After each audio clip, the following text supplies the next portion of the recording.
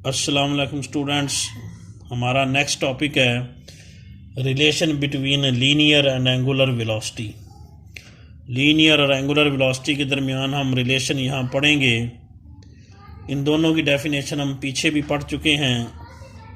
Linear velocity की definition हमने third chapter में पढ़ी थी कि time rate of change of displacement is called velocity. वक़्त के लिहाज से डिस्प्लेसमेंट में तब्दीली की शरह वेलोसिटी कहलाती है। इसको v से शो करते हैं। एंगुलर वेलोसिटी की डेफिनेशन हमने इसी चैप्टर में पढ़ी कि time rate of change of angular displacement is called angular velocity. वक़्त के लिहाज से एंगुलर डिस्प्लेसमेंट में तब्दीली की शरह एंगुलर वेलोसिटी कहलाती है और इसे हम ओमेगा से शो करते हैं। और इन दोनों के दरमियान रिलेशन यहाँ हम बनाना चाहते हैं। इस तरह एक फ़र्ज़ करें रॉड है, मासलेस रॉड है, उसके साथ एक यानी बहुत हल्का रॉड है, उसके साथ मास अटैच की गई है ये वाली। इस पर फोर्स लग रही है जिसकी वजह से ये यूं करके रोटेट कर रहा है। यहाँ इसका यूं करके एक्सिस ऑफ रोटेशन है, इसके गिरदा गिर्द ये रोटेट करेगा। इधर फोर्स लग रही है यूं करके जिसकी वजह से इसमें रोटेशन प्रोड्यूस हो रही है। ये फ़र्ज़ करें यहाँ से यहाँ तक चला जाए, इस तरह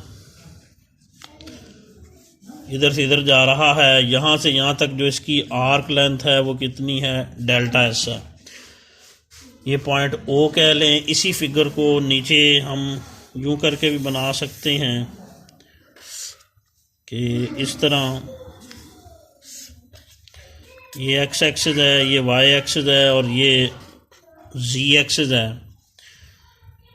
बॉडी फ़र्ज करें पॉइंट शुरू में इधर P1 पे हो, बाद में किधर चली जाए P2 पे। तो इस तरह मास पहले P1 पे थी और उसका ये जो एंगल बन रहा था एक्स एक्सिस वो कितना था, थीटा था फ़र्ज करें। फिर वो P1 से मूव करके किधर चली गई, P2 तक। और ये P1 से P2 तक जाते हुए जो एंगल है वो कौन सा है, डेल्टा थीटा है। और ये रेडियस ऑफ सर्कल R है और यहाँ से यहाँ तक की आर्क लेंथ जो है वो डेल्टा S है। तो इस तरह ये बॉडी P1 से P2 तक जा रही है और P1 से P2 तक जाते हुए सेंटर ऑफ सर्कल पे जो एंगल ट्रेस हो रहा है वो डेल्टा थीटा है। तो स्टूडेंट हमने पीछे ये इक्वेशन पढ़ी थी रेडियन का एंगल मालूम करने के लिए कि थीटा इज इक्वल टू होता है एस ओवर आर, या एस इज इक्वल टू क्या होगा, आर थीटा। एस से मुराद आर्क लेंथ होता है, आर रेडियस है और theta angle measured in radian है। और इन दिस केस जो ये प्रेजेंट केस है, प्रेजेंट फिगर है, इसमें आर्क लेंथ एस नहीं है बल्कि ये वाली आर्क लेंथ जो है वो डेल्टा एस है। और आर है और ये एंगल इस केस में थीटा नहीं बल्कि कितना है, P1 से P2 तक बनने वाला एंगल डेल्टा थीटा है। ये इक्वेशन नंबर 1 कह लें। तो रिलेशन बिटवीन लीनियर और एंगुलर वेलोसिटी निकालने के लिए ये इक्वेशन जो है इसको हम टाइम से डिवाइड करेंगे।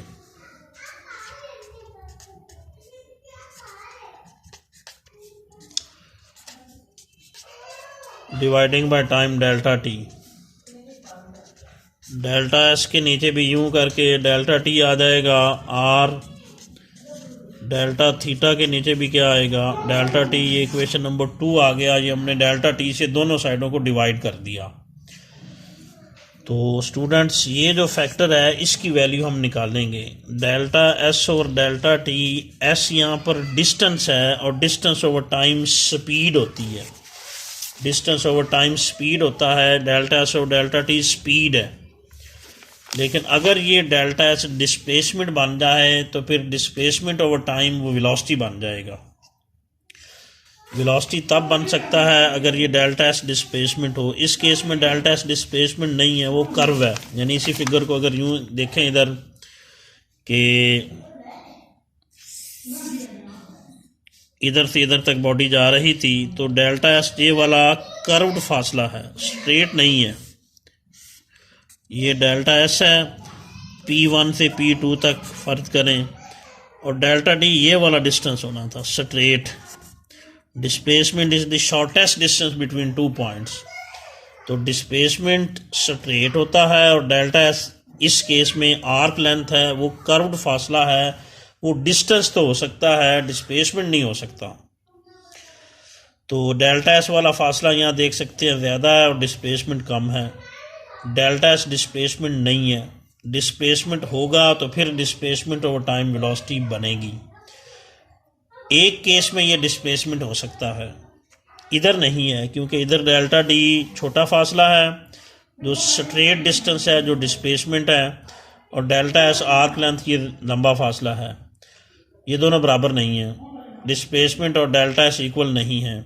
एक केस में बराबर हो सकते हैं, अगर यूं करके P1 इधर हो और P2 इधर हो, ये करीब करीब हो। अगर करीब करीब हुए यूं करके दोनों पॉइंट्स, तो फिर वही डिस्टेंस डिस्प्लेसमेंट होगा और वही डिस्टेंस क्या होगा, डेल्टा एस होगा। यूं करके अगर P1 और P2 एक दूसरे के करीब करीब हुए तो उस केस में इनका फ़र्क ज़्यादा नहीं होगा, वही डिस्टेंस डेल्टा एस होगा और वही डिस्टेंस क्या होगा, डेल्टा डी होगा। ये तब मुमकिन है P1 और P2 करीब करीब हो, और करीब करीब तब हो सकते हैं अगर हम इनको मूव करने के लिए ज़्यादा टाइम ना दें, टाइम जो delta T approaches to zero हो, यानी थोड़ा सा टाइम दे मूव करने के लिए, तो P1 और P2 नज़दीक नज़दीक होंगे, बॉडी ज़्यादा दूर नहीं जा सकेगी। इनिशियल पॉइंट और फाइनल पॉइंट करीब करीब होंगे जब टाइम बहुत स्मॉल हुआ, मोशन का टाइम स्मॉल हुआ, तो P2 अप्रोचेस टू क्या होगा, P1, ये दोनों करीब करीब होंगे। जब ये दोनों करीब करीब होंगे तो फिर वही डिस्टेंस, ये देख लें, डेल्टा एस होगा और वही डिस्टेंस क्या होगा, डेल्टा डी होगा। फिर दोनों बराबर हो जाएंगे, फिर ये डिस्प्लेसमेंट हो जाएगा, और डिस्प्लेसमेंट और टाइम क्या हो जाएगा, वेलोसिटी। फिर ये वेलोसिटी की मैग्नीट्यूड बन जाएगी। ये याद रखें, उस कंडीशन में डेल्टा एस और डेल्टा टी वेलोसिटी बनती है जब time delta T approaches to zero हो, यानी हम उनको मूव करने के लिए हम ज़्यादा टाइम ना दें, P1 और P2 करीब करीब हों। उस सूरत में यही डिस्टेंस आर्क लेंथ होगा और यही शॉर्टेस्ट डिस्टेंस या लीनियर डिस्टेंस या डिस्प्लेसमेंट होगा। उस सूरत में डेल्टा एस और डेल्टा डी बराबर हो जाएंगे। उस सूरत में डेल्टा एस डिस्प्लेसमेंट होगा और उस सूरत में डिस्प्लेसमेंट ओवर टाइम वेलोसिटी बन जाएगी। ये वेलोसिटी की मैग्नीट्यूड बनेगी जब time delta T approach to zero हो। और ये वाला फैक्टर हम पढ़ चुके हैं, डेल्टा थीटा और डेल्टा टी, ये rate of change of angular displacement होता है, क्योंकि डेल्टा थीटा एंगुलर डिस्प्लेसमेंट है, डेल्टा टी टाइम है, time rate of change of angular displacement is called angular velocity. ये लीनियर वेलोसिटी है और ये क्या है, एंगुलर वेलोसिटी है। ये वैल्यूज हम इधर पुट करेंगे, ये वैल्यूज इक्वेशन 2 में पुट की जाएंगी।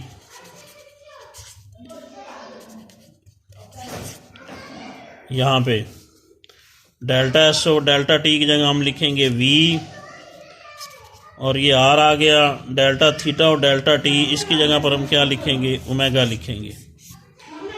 तो v इज इक्वल टू होगा r ओमेगा। डेल्टा एस और डेल्टा टी की जगह v लिखेंगे, डेल्टा थीटा और डेल्टा टी की जगह ओमेगा लिखेंगे।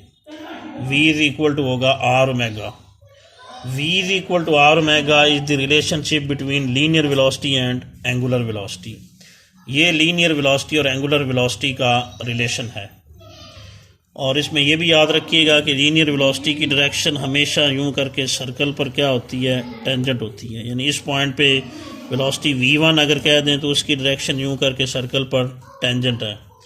लीनियर वेलोसिटी की डायरेक्शन हमेशा सर्कल पर टेंजेंट होगी। इस पॉइंट पे वेलोसिटी की डायरेक्शन भी यूं करके सर्कल पर क्या होगी, टेंजेंट होगी।